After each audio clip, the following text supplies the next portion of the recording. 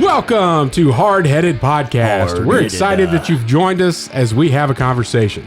We found that a good conversation allows us to share what's on our mind, whether current events, what's grinding our gears, or our pet peeves. It also allows us to share our top 3, a list of our favorite things on any given subject, most of which are highly opinionated. In closing, we share a good word. Solid friendships are encouraging. Even if we joke and give each other a hard time, our ultimate responsibility is to uplift each other. Our goal is that you'll feel like you're part of the conversation, like you were in the studio with us, and that you feel encouraged after tuning in to our podcast. It's time to join the conversation. All right, welcome to Hardheaded Podcast. I'm your host, Chet. With me, as always, is Troy, 3-Shot Trussell, and Matt Amos. No room for a nickname. Not today, anyway. He's already a legend. Everybody knows. Matt Unprepared Amos. That might be a good one. So today we have got the top 3 comedy movies of all time. And Troy's going to give us a good word. And Troy's going to tell us what's on his mind. And Matt is going to give us a good word. I'll do my best. Yes. Those birds again. I don't know what you're talking about, man. I hadn't heard anything. I don't hear birds when we're down here. There's nothing. It's crazy. All right, Troy. Hey, check this out on my computer. I got this cool sticker. Go to hardheadedpodcast.com, click on merch. Yeah. And it'll take you to a website where you can get t-shirts, stickers. That's right. No hats, pillows. Tapestries. We've sold a few tapestries and a few stickers in recent weeks. So all of you out there listening and getting some merch, we appreciate that. Man, thanks a lot. I wish my parents would have lived long enough to know that my face was on a tapestry hanging in somebody's house.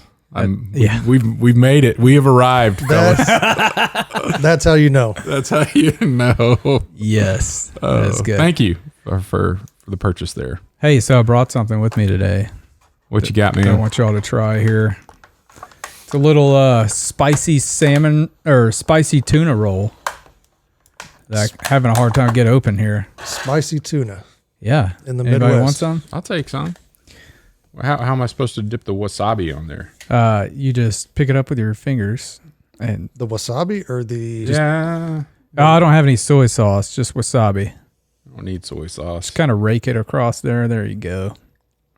I'm losing rice. It's not helping me. Oh. Well, just put some on your finger. No. No. Yep. So this is from a little place around the corner. That's room temperature. My alarm bells are going off. Do I or do I not swallow? Swallow it. It's good. So where did you get this from? Get you some, Matt. Get some wasabi. I want to... At least try the wasabi. I want to quantify where you got this from. I don't like wasabi. So where did you get it from? Hibachi Boy. Hibachi boy, right around the corner. Right around the corner. Now, where are we? We're in Kansas. We're in Kansas. Mm-hmm. Are they classifying this as fresh? It's not. I don't know. It may have been when they gave it to Troy, but I think he left it in his car. It's 102 degrees today. I will say, so I got another dish. And it was hot in there? And it was hot in the bag. So how long has this been out? When I got over here, I put it in the bag. I'm not going to risk any more. I'm going to go with what I got. How was it, though? It's pretty good. Not spicy. Other than it being a little warm. It's not spicy. Yeah. It won't kill you, man. You say that. If it does, what a way to go. No. Bombs, could IEDs. I'm surprised he got one and ate it. I didn't think he was going to eat it. It's not down yet. Yeah, sushi's not my thing, man. Ugh. All right, wash it down. Got to. All right, so thanks for the little snack there. Yeah, you're welcome. But I got something for you that I want you to try. I will try what you bring.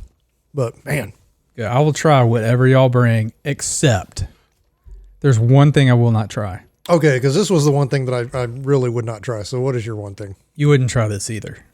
So it's the Asian dish with like the baby zygote bird.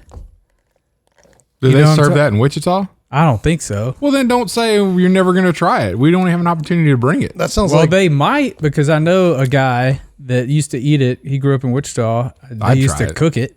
Oh, I couldn't do it, dude. I spent 2 weeks in China. Is it cooked? Yeah. If it's cooked, I'll eat it. I'll eat that. I don't know if it is cooked. It's like It's cracked cooked. open out of the egg. It's just I'm sure it's boiled or an stewed. expired egg. Oh, God.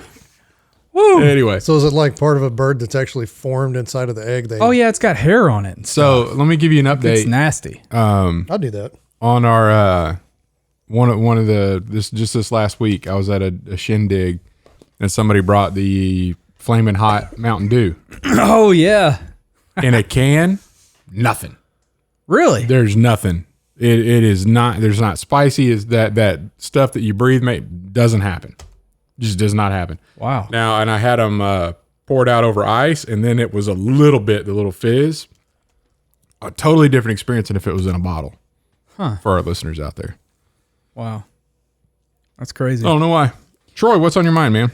All right. So I own my own business, and I have a contact page on our website, right? Mm-hmm. And so people can go on there. TrussellMedia.com. TrussellMedia.com. Yeah, you can go on there. And if you want to book, corporate video or a wedding or live event that you want us to come film or whatever, we can do that for you. You just shoot me an email. Yeah. Through your contact deal. Yeah. Right. Through our contact deal. We'll respond to you. What's your response goal? Within 24 hours? Within 24 hours. It's usually same day. If I get one on the weekend, if I'm not busy, I'll answer it. But, usually I spend the weekend with family, so I try not to do work on the weekends. But, yeah. Response time's usually in less than 24 hours. Yeah. So really think that's important. Response time. I bet Matt is sending you a contact right now. Oh, I'm sure. I'm going to check you out. He's joke down there on his phone. Yeah. So he's probably sending me an email. Yeah. Let's see if I'll get a if he'll get a response. I expect one immediately. Or let me see it real quick on my computer. Yeah. No, I'm just kidding. Yeah. So I think that's real important to respond back. It's very professional. It's very it's good for the client. It's good for business. But one thing that really irks me is when people don't reply back to my response. So somebody reaches out to you. Right. And has a question. And then you reply to that question. Usually pretty detailed. And hey, here's what we can do for you. Let's set up a time for a phone call or just reply back. Do you do quotes or anything in that response? Depends on the service. Yeah. And if they ask for it. Usually I don't. Usually that's a phone call or a second or third response or a sit down. Yeah. Yeah. But yeah. So I think the technical term for it these days is ghosting. Getting ghosted. Getting ghosted.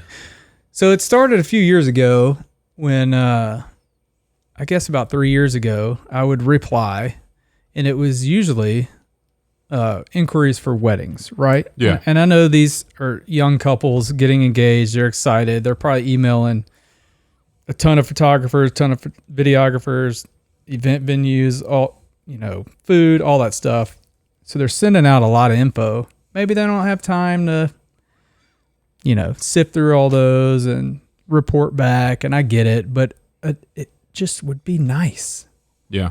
To get an email back saying, hey, thanks for your response. We decided to go with someone else, or we decided not to do videography or photography, or we decided just tell me that you're not looking anymore. Right.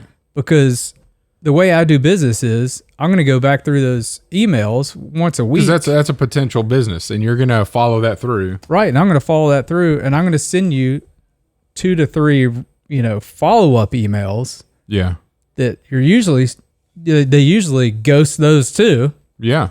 And then after 3, that's when I give up. But it's a waste of time that I can't give that up. So what about getting out of the email business? What do you suggest? Phone calls. Well, in my email response, I do offer a phone call, and not everybody will leave me their phone number. Yeah. I would. There are a lot of people out there like me who are not going to talk on the phone. I will do all of my transactions through a text or through an email. If you have a phone number, you could text it. Well, I mean, okay, I guess I get All, from that. all I know. I thought so, you meant that you said phone call, but yeah, I mean, but if you had their cell number, Yeah, I could text them. because and I'm in a somewhat of a similar experience with a rental property that we have. Put it out there, and then, but this is all through email. Like, we put it on a website. You email this, we'll set up an appointment to go look at it, whatever. Well, we were inundated, like 80 people. Like, oh, we're interested. Well, then I'm not going to go show 80 people a property. Like, it's just not going to. Right. Oh, I want to come look at it. Well, here's the deal. You fill out an application, which they have to pay for, by the way. And then if you pass that application, then I can schedule a time with you. So you put some skin in the game now. Right. If you're really looking for something, it's not that much. And so we had a dude go fill out an application. And then he got back, he's like, I'd really like to go see it. When are you available? And I mean, this is all stacking up, right? So basically a 48-hour turnaround with this much stuff. I said, well, I'm available from 11 till 1 o'clock tomorrow. I'll be there waiting on you. And then, so I'm there, and we had other people lined up outside of that time, right? But I'm there 11 to 1 waiting, and he was no call, no show. And then that whole day goes by, and then the next day I get an email, and he's like, oh, I'm sorry, I just got this email. I only check my email once every 3 or 4 days because all I do is text now. He's a young guy.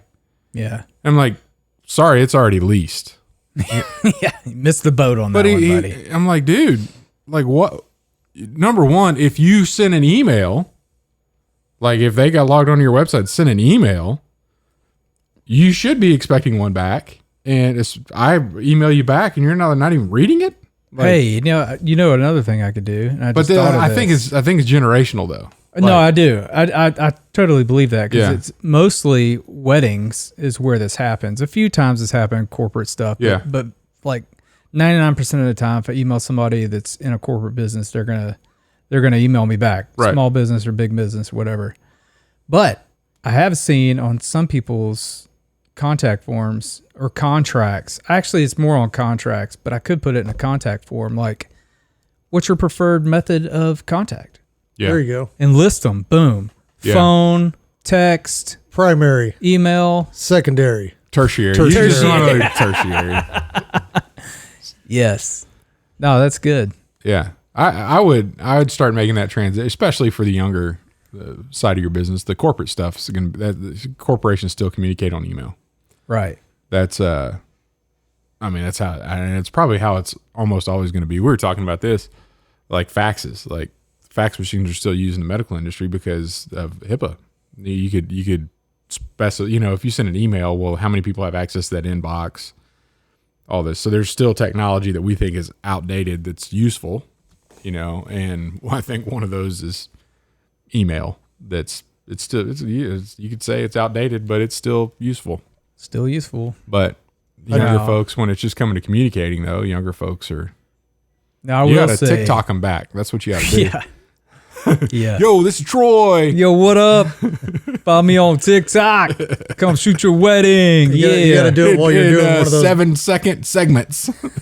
while you're doing one of those dances. Yeah. Yeah. Oh, man. But I do give you a kudos though, because I emailed a company about something that I'd ordered and hasn't shown up, and it's been like 3 weeks, and it wasn't a cheap product that I ordered. And so I emailed, I had to search through the site to actually find like, hey, where's this dude at? Because there wasn't like readily, or sign up for my email or, my email distribution list or whatever, and you'll get all these updates. And I was like, I care less about your updates if I'm not going to get my product, because I'm never going to do business with you again. I'm going to give you a really bad review. And still, then I finally go through and I get down to the very, very bottom, and it's like, in small little letters, contact us. And so boop, hit that. And then it's a email submit form. There's no email address. It's just that contact form. Yeah. And so I filled that out, And that's been a week ago. Nothing. No response. No nothing. So I'm interested to see because I'm about to go nuclear. Nuclear. Nice. Well, yeah, man, go text. That's what I'd say. Or do the preferred method. Yeah, I think I'm going to do the preferred method of contact and then make the phone number required. So if they do say text, then boom, I can text them and say, hey, still down? Yeah. You want this wedding videoed? We got you. I think it's a good idea. Sweet. Well, that's what's been on my mind. A little ghosting. Don't do it. Don't do it. It's bad for business. Well, from a business aspect, but if it's another, do you ever ghost people? I don't ghost people. I block them. And then I don't have to ghost them because then I don't hear them anymore. I had a friend ask me something that I was not willing to divulge the other day. And and normally, if you text me and you're in that friend group, I'll get back to you. And we were sitting down as I was with my daughter. We were going to a concert, Avett Brothers. And like right when we sat down, concert hadn't quite started yet. But, we sat down, house lights are still on, get the text. Boom. Hey, I need this. Well, I'm at a concert. So, yeah, I'm just going to, and about an hour later, what? You didn't get this? And so then I wait till the concert's over, and then we're going to wait till everything clears out, because the parking lot and all that kind of crazy stuff. So then when it's over, I text back at that point, which is like 3 hours after the initial text. Hey, at a concert, we'll get back with you later. Just like we gotta delay this as much as possible. And then when I got back to the truck, there's still plenty of time. The parking lot was all backed up. So then I said no. But he didn't get the message right out the gate. Ghosted. Well, it's not really ghosting. That's a 3 hour. If you were to text me on a night that I'm home and you don't get a response in 3 hours, you'd be like, something's wrong. I'm going to assume that you're busy. Yeah. Dude, I have about, more than that. I was going to say like 3 or 4 friends, but I have more than that. Are you sure? That will. Nice. Are you counting us? He's got one. You guys do not fall into this category because y'all text pretty consistent right away. Yeah. If not within an hour or two. There are a couple of friends of mine, dude, I can text them and I know that I'm going to wait like 3 or 4 days for a response. Really? Yeah. What's their preferred method of communication? Apparently not texting. Yeah. I get it. Yeah. I don't know. It frustrates me though, because I always have my phone on me, which is probably not a good thing, but I always text people like right back. See, part of that is my OCD.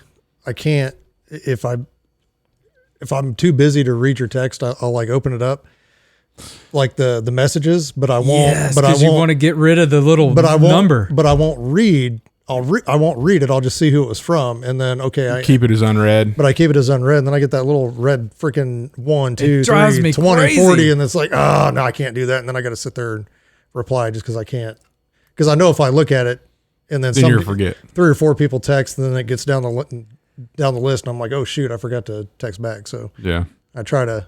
Does that red number, does it bother you too? Did you see that The Social Dilemma where they talked about the dude that invented that?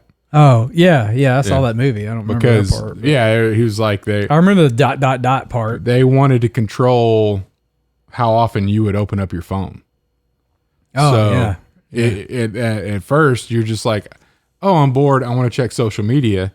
And then you look at your phone and then you go check social media and you hang it up and you wouldn't check it again until you got bored again. Yeah. Yeah. But then they put that red dot on there and you're like, oh, I have to check it right now. Yeah. I have to, there's something that's going on that needs my attention. So they started controlling when you would go in and log into their app instead of you wanting to go into the app. Yeah. My wife will let those she had her email. It was like 1,300 something at one point. And I'm like, how do you look at that? How do you live with yourself? Right. I can't do it.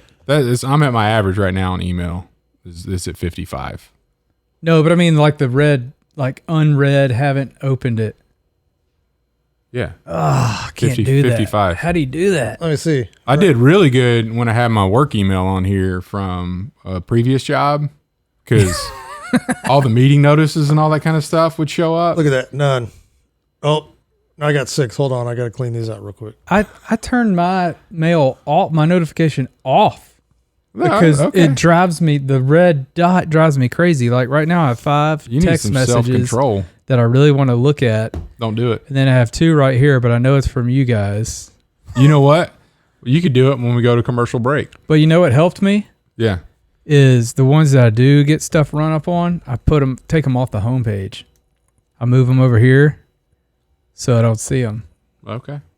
Whatever you have to do to fool yourself into thinking you're being productive. I do. Thank you. Well, you can go clear those red dots right now when we go to commercial break. Sounds good. 1797, establishing dominance.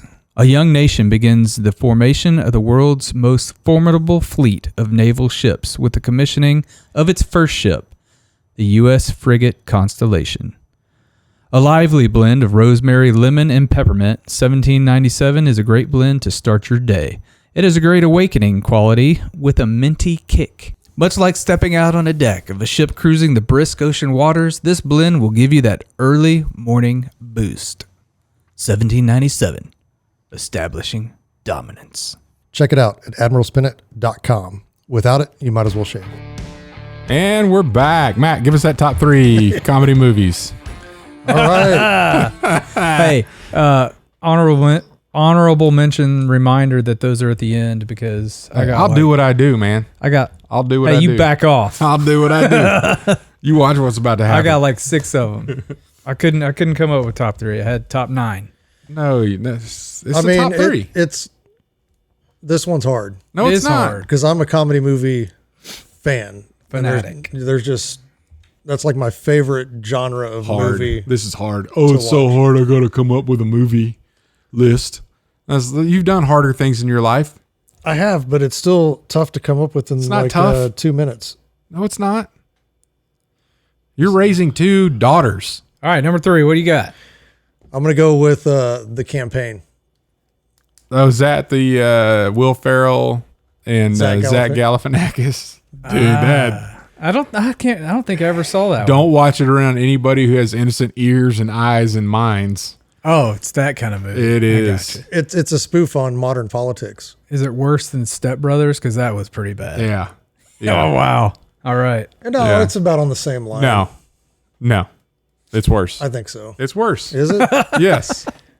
But him punching the baby That's funny. is probably. Just watch clips on YouTube. Don't watch the whole movie. Yeah, that was on the trailer. I remember that. Yeah. And then he punches the dog. Oh, goodness. That's your But- number 3. I thought it was pretty good. Number 2. What about Bob? That's a pretty good one.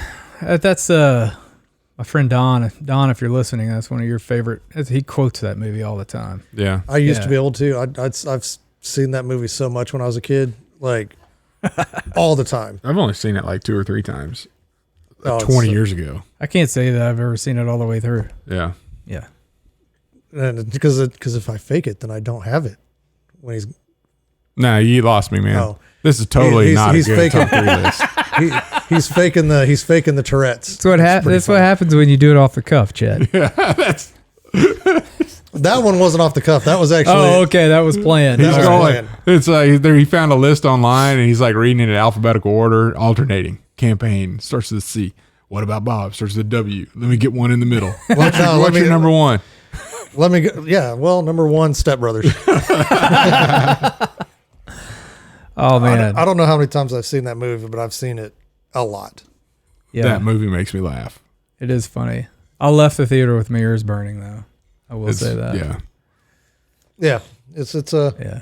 definitely got an R rating for. It's for a rough. reason. Yeah. Yeah. But it is hilarious, to say the least. All right. Okay. True. I'll go. Now I did something a little different. Of course you did. I picked one from the 90s, one from the 80s, and one from the 70s. All right. But they still line up to be my top 3. But I kind of gave myself a little bit of a parameters. And if there's anything that fell outside of those parameters, honorable mention. There you go. Number 3 from the 90s, Tommy Boy. Good one. Love it. Released in 1995. Like it. Chris Farley, David Spade. Yeah, it's phenomenal. The best one that they had together. Brian Dennehy was his dad. Yep. In the beginning. Old Rob Lowe in there. Yep. Yeah. Yep. Number 2, The Blues Brothers. 1980. Phenomenal. Belushi, Aykroyd. Isn't Carrie Fisher in that movie? Yes. Yeah. Yeah. Her best work. Her most notable role. Yes. Weren't you a little short for a stormtrooper? He's acting like he's never seen it. Have you ever seen it? Once. It's good, man. A lot of cars destroyed in that film. Yep. Number 1 from 1974, a Mel Brooks movie. Which one? Blazing Saddles. Yep, Blazing I knew Saddles. it. I didn't know if you were going to say that or Young Frankenstein. No, this beats that in my opinion. Yeah, Blazing Saddles is really good. Grossed $120 million Back then? back then. Wow. Yeah. Mel Brooks is still alive, man. He's kicking. Yeah. Yeah. His name shows up on some voice acting animated movies Still working, huh? that my kids have been watching. Yeah. Yeah. Very recent productions. Anyway, at some point I'm going to have to show that movie to my kids and they'll probably be shocked. Dad, we can't watch this. I bet they'll Yeah. laugh though. So what is it? What year is it celebrate? What anniversary would it be? What? Like 50th? Is it close to 50 years ago or 74? Yeah. Yeah. Yeah, so 22 Two more 48 years ago. Yeah. Wow. Man, getting Well, old, that's a boys. long That's time back ago. when comedy was comedy though. That was a fun like we are going to go. It's like the Dave Chappelle of comedy movies. Like I'm going to go where it's funny. I don't care what social lines I'm crossing. Oh yeah. Humor is the king and we're going to be funny. Yep. So anyway, there we go. Good stuff. All right, Troy. All right. I should have. Happy Gil. Never mind. Go ahead. Sorry. Number 3. The Big Lebowski. It's a pretty good one. I based my top 3 off of the top 3 movies I have laughed the hardest at that I can remember. And these are those 3 movies. The supporting characters in that movie. The John Goodman and Steve Buscemi. Yes. I mean, Classic.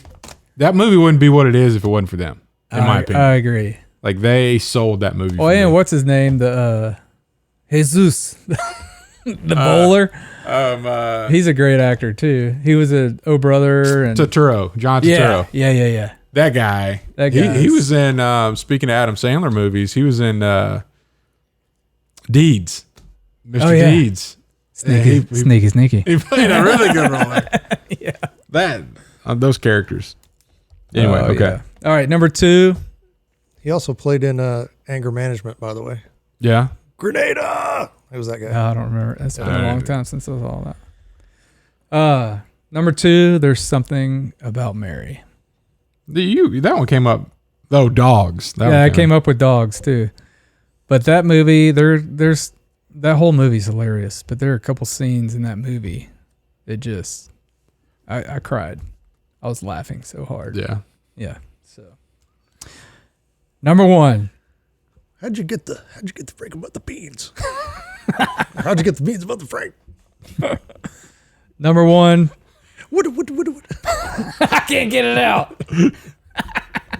That is a great scene. That's what he said. Number 1.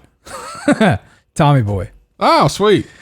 Yeah, I laughed so hard at that movie, and what made that such a memorable movie for me is my mom was out of town, and my sister and I talked my dad into watching a movie with us, and we rented Tommy Boy. And VHS days. Was it VHS? Yeah, VHS days. Be Kind, Rewind. Or maybe DVD. I don't remember. It was Okay. in the late 90s. Tommy Boy, 95. Yeah, could have been VHS. I don't remember. Pretty sure it was VHS. But That was like Laserdisc days. That wasn't DVD days. well, yeah, I don't remember. Yeah. But Yeah, so we sat down to watch it. I remember because I was old in 95. Right. And we sat down to watch it, and my dad doesn't watch movies. Yeah. Hardly ever. His favorite movie is Cat Ballou. That's another great comedy. But we sat down to watch Tommy Boy, and I never heard my dad laugh more at a movie Yeah. than that. When your dad gets cracked up, it's funny for everybody in the room. Yeah, it's hysterical. And so I think the movie was funny. It is funny, but my sister and I were just laughing at him, We laughing at the movie. it was a couple years ago. We went to the lake and they came with us, and we watched The Three Amigos. And all I did was sit back and wait for him to crack up. And he only did it once, but it was. I was like, I can't wait till whatever scene it's going to be when he loses it. You know. I think probably the movie that I laughed the hardest at ever. I was probably 10, and it was my first Pink Panther experience. Oh. And it was when he was faking like he was one of the gangsters, and I think it was if this was the Return of the Pink Panther, I can't remember. But he'd put some grapes in his mouth to widen it out down here, and then somebody slapped him on the back, and he started choking on him. Yeah. And the sounds that he was making while he was choking on those grapes just absolutely made me die. I almost peed myself watching it. It was so funny. When he's in that upstairs room, and it's got the banister to where the stairs go down, and then the bar for stretching for ballet, and he's like, the parallel bars. Yes. And he dismounts down the stairs. Yeah. That's Pink Panther's on my honorable mention. Oh, okay. Yeah. That was a super funny movie. You got any honorable mentions, Matt? No, never mind. You didn't get a list together in the first place. You just go start naming stuff. I had Big Lebowski on mine. For me, I would say The Great Outdoors. Yeah. That's a good one. And I had Christmas Vacation. Christmas Vacation's pretty funny. Oh, yeah. All time. Yeah. Great comedy. And usually when we talk about laughing in a movie, that's me and my buddy, that came out in what, 90? Yeah, I was in... Or 89? I think I was in middle school when that came out. 89. I think it was 89. It was in the 80s. But me, my buddy Bronson, and Timmy went and saw it. We were too young, right? So one of the older siblings dropped us all off at the theater. We went and watched that thing, and we died laughing. And then we got out, and whoever was supposed to pick us up they didn't show. They ghosted you. And it was like the last. It was the last. Like no other. No, closed. No, they're showing. You could just, the door opens on your way out, and you can't get back in. Like they're done. No. So it's not. It was cold to us because we lived in Louisiana and we're accustomed to the heat. But it's the winter time. None of us had jackets, and we're standing outside of the theater, freezing, reenacting or just going through all the jokes that were in the movie, just dying laughing. And we were there. I don't know. It felt like an hour before somebody came and picked us up. That's awesome. What other honorable 9 mentions do you have? I had Airplane. Yeah, the movie. Anchorman. Mm-hmm. The Naked Gun. Speaking of Anchorman, did you catch a few weeks back? Did you catch the Joe Biden reading the teleprompter notes? Oh no! Yeah, read that line again. Is like repeat the line. So he's like, "We will not repeat the line," and then somebody spliced it, spliced Anchorman right in there. He's like, "Damn it!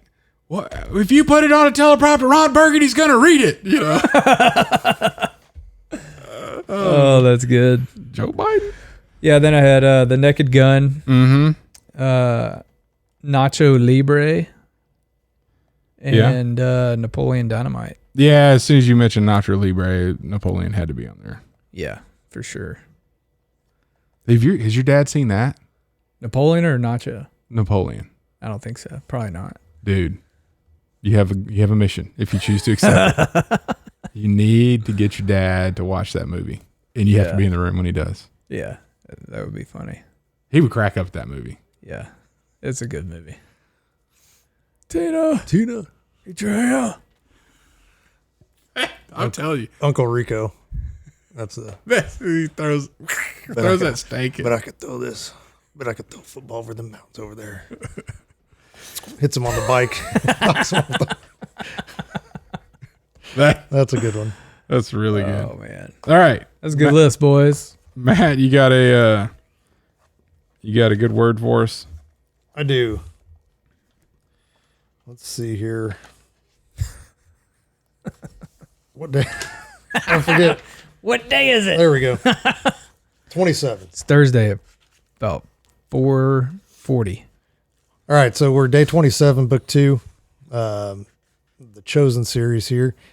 And the good word today comes out of 2 Corinthians 12, chapters 8 through 9, or verses 8 through 9, sorry.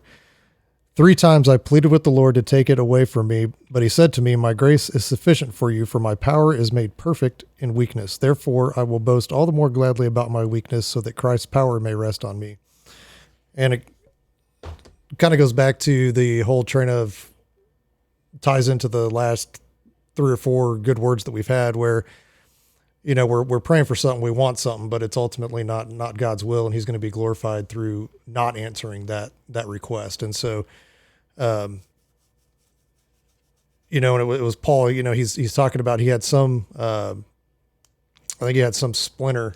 He was talking about it, you know, got some thorn in his flesh. Yeah. And that he just couldn't get rid of. But God wasn't going to remove that so that he could be glorified through that weakness. And, you know, I look at that today, because there's, you know, a lot of people that, you know, and I know this is going to be a rough topic that a lot of people might not appreciate too much, but, you know, with the recent topic of Roe v. Wade getting overturned and stuff like that, and people saying that, you know, women's rights are at risk or whatever. Well, I disagree with that completely. But when they try to justify abortion based on rape, you know, and I know that there have been instances out there where that has happened, and the women have refused to abort that child. And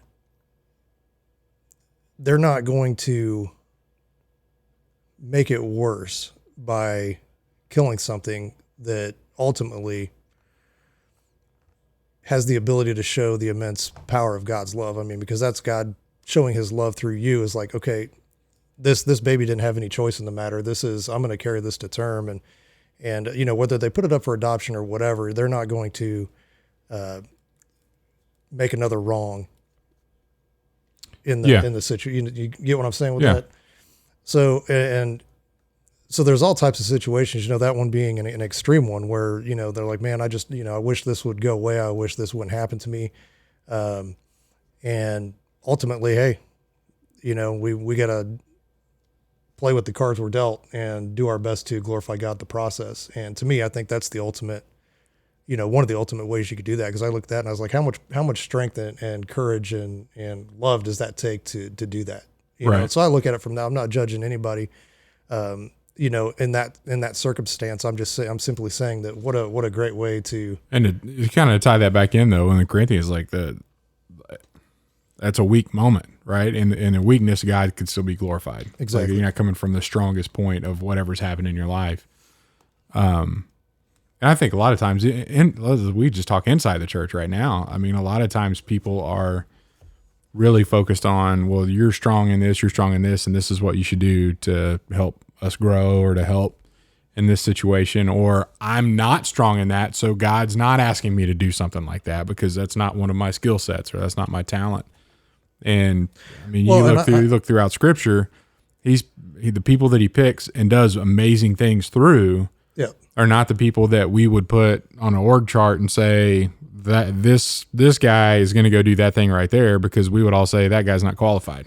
Well, and I mean, I think we saw that, you know, at the men's retreat that we had with your church. Mm-hmm. How many people were impacted by what the speaker had to say? And he's not a speaker. And he's not a speaker. Yeah. You know, and so I would, you know, and so I look at that and I'm like, you know, God can use those weaknesses to his glory. Well, the comments that we got back, I mean, from the survey was, I mean, a couple of them were pretty blunt. As soon as I heard him start talking, I was nervous that I'm going to be here all weekend. But oh my gosh, like he was so humble, and I'm used to hearing polished speakers at events, and this was raw and it was real, and his heart came across because it wasn't like he was some slick, preacher type. It wasn't rehearsed. Yeah. I mean, and it's funny because this is kind of aligning with the passage we just went over in church this past Sunday out of Judges. So the first, for those that don't know, Judges is a book in the Old Testament about these people that God put in the nation of Israel to bring them back to himself. And there was a cycle of the whole nation of Israel get away from God, and then they'd be in a really world of hurt, under somebody's rule, and, miserable. And they'd all cry out to God, hey, we messed up. Can you deliver us from this evil that's here? And then God would send a judge, and then that judge would do something. The whole nation would come back to God. And then years later, they'd fall away again. God would send another judge. Well, the first judge that he ever sent was this dude. And I don't know if you guys know the story. His name's Ehud. And this is gory. So those of faint of heart.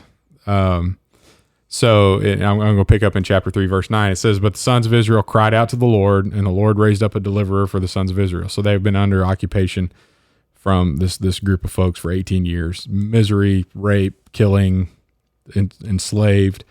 They call out for this guy. Ehud is who they call out to God. God sends Ehud. Ehud is a cripple. Ehud's right arm is shrunken. It can't use it. Back in those days, if you're left-handed, Troy, you're considered second class because you're defective. I've heard that. And all he could use was his left hand. So like this crippled guy, and he goes, they're paying their tribute to the ruler at the time, which means it's their taxes, right? Mm-hmm. That's required, and he's taking a whole bunch, and they actually took loads of people to deliver this. God told Ehud to strike this dude down, right? This cripple. And so if you think you're going to deliver your people from this bad ruler, you're going to send your finest warrior. We saw this with David and Goliath as well, right? God does not send his strongest warrior. He sends a cripple who fashioned a knife, made his own knife. It was about 18 inches long. It gets into gory detail. And he straps it on his right thigh. So typically you're right-handed if you're anyone in stature, and you wouldn't be able to access a knife on the inside of your right thigh. So when they're doing the little pat down checks, they're going to focus on where you would hide weapons, and that wouldn't be on your right thigh. That's the only hand he had was his left hand, though. So he goes, they pay, they do all the stuff, all the ceremony. He leaves, and then he's on his way out, and he's like, "Oh, I didn't do what God asked me to do. I'm going back in." So he goes back and says, "Hey, I want to tell you a secret, to the whatever his name is, Elgod." Oh yeah. Whatever his name is, and it describes him. Okay. This I got to read this. I'm going to be quoting the Bible here. So Eglon is the dude's name. So now Ehud made himself a sword, which had two edges and was a cubit in length. That's about 18 inches to you that don't know cubits. He strapped it on his right thigh under his cloak. Then he presented the tribute to Eglon, king of Moab. Eglon was a very fat man. And it came about when, after he finished presenting the tribute, that he had sent away the people who had carried the tribute. Then he turned himself back to where the idols at Gilgal were. And he said, "I have a secret message for you, O king." And the king said, "Silence." So that's basically, he sent everybody out of the room. All who were attending him left him. So it's just Eglon and Ehud in the room. And he came where he was sitting in this cool roof chamber alone. And Ehud said, "I have a message from God for you." And then so Eglon stood up from his seat, and Ehud reached out with his left hand, took the sword from his right thigh, thrust it into his belly. The hilt of the sword also went in after the blade, and the fat closed in over the blade, because he did not pull the sword out of his belly. And the refuse came out. What does that mean, Matt? I know what that means. Yeah. He poopied. It says dung in my translation. And then he left. He had left through the vestibule, which they think is basically he went down the toilet, the hole that you would go through, and locked the door. So then the guard, there's this whole story. Like the guards waited an embarrassingly long amount of time to check on Eglon because they could smell his crap, and they're like, that dude just stunk it up. Yeah, so we're just gonna give him some time, and that time allowed for Ehud to escape. So anyway, I text our buddy Kevin, which is the guy that spoke at our men's retreat, and I said, hey man, we're talking about Ehud in the book of Judges, and that's pretty awesome. And his response was, he said, wasn't he the guy that assassinated the fat guy? And I was like, yeah, that's him. He's like, he left his sword inside him, right? And I was like, yeah. He's like, I like Ehud. He's my kind of guy. But going back to where you started, Matt, that's exactly the weakness. Where you're weak, God is strong, right? Yeah. And he picks people that he doesn't play to their strengths. He uses people in their weakness so that God would be glorified, not you. And that it's just something that obviously non-believers aren't going to realize. Yeah, you want to talk about weakness? Let's talk about a baby. Yeah. To a single mom. You know, I mean. Yeah. Because I think that kind of love only comes from God. Anyway, that's my good word. And Stuff. I'm going to finish it off by vote yes on August 2nd if you're here in Kansas. Do it. Which allows people to have a say in the law. Yes. Right. We're amending the Constitution. That's it. If you want to amend it and allow people to vote and determine what the laws are, then that's what you should vote. If you want people that aren't elected to determine what the laws are, then stay home. Yeah, don't vote. Then the polls are open on August 7th. Stay home. All right. Thanks for tuning in. Thanks for listening to the Hardheaded Podcast. Don't forget to share this podcast with others to help us get the word out. Also, if you haven't yet, please rate and review the show. This helps our podcast show up in other people's suggested shows that may or may not have listened to us before. Thanks for listening, and we'll see you next week.